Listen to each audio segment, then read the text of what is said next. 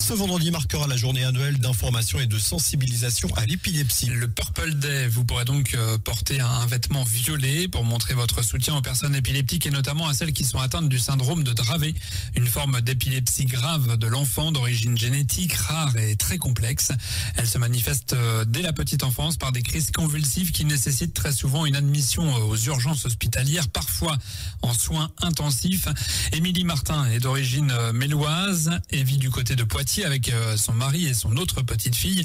Ils font face au quotidien à cette maladie qui s'est déclarée très rapidement chez leur petite Léane, aujourd'hui âgée de 6 ans.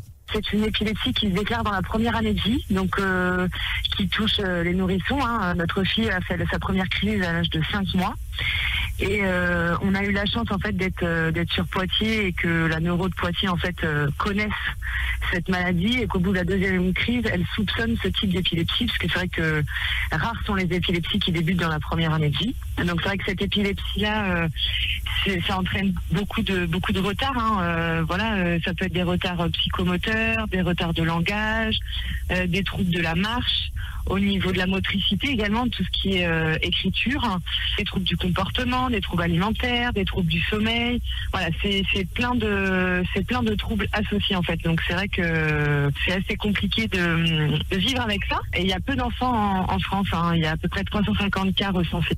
Les traitements sont plus ou moins efficaces en fonction des cas. Pour la fille d'Émilie Martin, la trithérapie limite les crises à 1 par semaine en moyenne.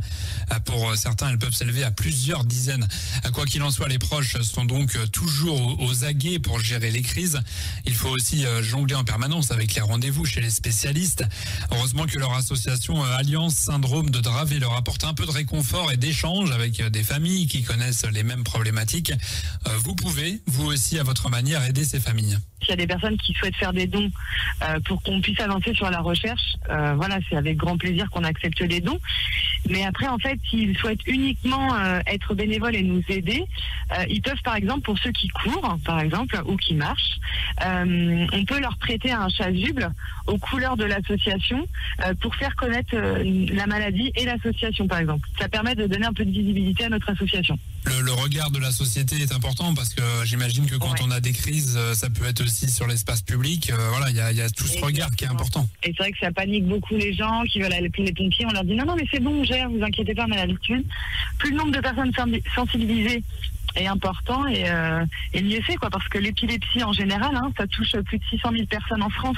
On n'en parle pas assez, je pense. Et donc c'est pour ça que le 26 mars, tous en violet pour montrer son soutien aux personnes atteintes d'épilepsie. Et le 26 mars, c'est demain, si vous voulez soutenir l'Alliance Syndrome de Dravet. Vous pouvez joindre Émilie Martin, référente Poitou-Charentes, au 06 87 55 26 67.